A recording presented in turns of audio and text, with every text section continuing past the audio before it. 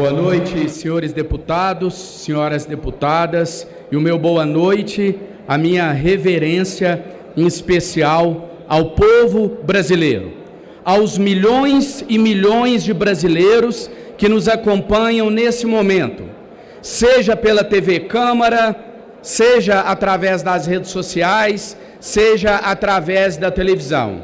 Milhões e milhões de brasileiros que, infelizmente, não se sentem representados por esse parlamento enquanto instituição. Milhões e milhões de brasileiros que, infelizmente, clamam lá fora, que tentam fazer a sua voz serem ouvida, mas são ignorados diuturnamente por essa casa. Foi assim que aconteceu quando esses milhões de brasileiros desempregados, vendo, sentindo a miséria bater à porta, clamaram para que essa casa pautasse várias matérias que de fato fariam diferença em suas vidas. Matérias como a prorrogação do auxílio emergencial, que visava garantir a esses brasileiros continuarem lutando por um mínimo de dignidade durante a pandemia do coronavírus. Matérias como a prisão após a condenação em segunda instância, que na prática significava uma mensagem desse parlamento de que vivemos em um país em que a justiça existe para todos, e não apenas para os mais pobres, para os mais necessitados, de que a justiça brasileira não beneficia aqueles que têm infinitos recursos para recorrer ao Poder Judiciário. Eu faço essa menção em especial ao povo brasileiro e cito essas causas, que essas sim são causas populares, porque me nego em admitir um regime democrático onde a vontade do povo é absolutamente ignorada. Os candidatos, os principais candidatos que hoje protagonizam a disputa nessa casa, não representam os anseios da população. Não são eles que o povo brasileiro quer ver sentado nessa cadeira.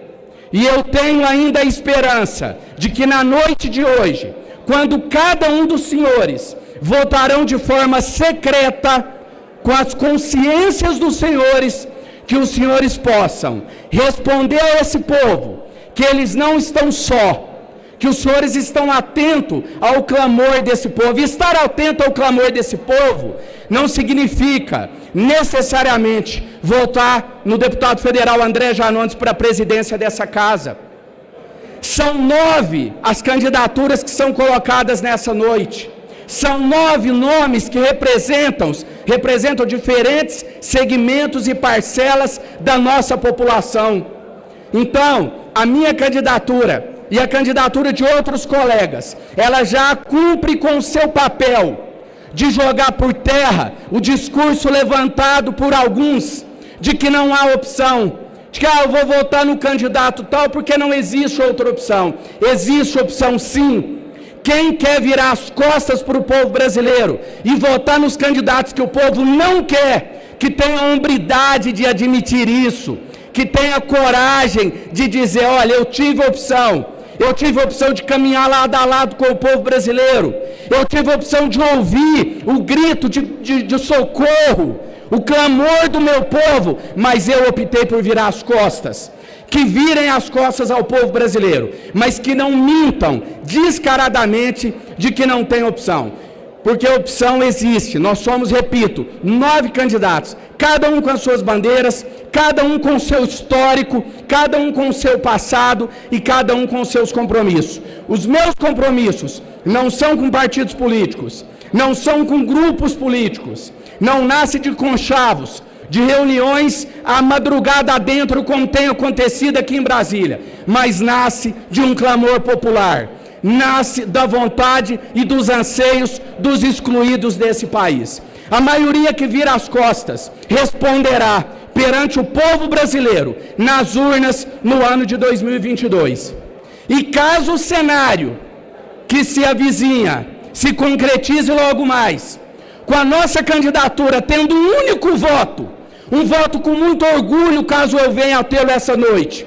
Eu quero dizer aos senhores que no ano de 2022, usarei dessa mesma tribuna e olharei nos olhos de cada um que teve a ousadia de virar as costas, repito, não para o André Janones, que nada mais é do que um entre 513, mas para o povo brasileiro, que, repito, não clama por André Janones, não clama pelo candidato A ou B, mas clama por um candidato que fale a linguagem do povo, que fuja desse debate idiota, ridículo e ultrapassado de direita versus esquerda, que não representa o nosso povo.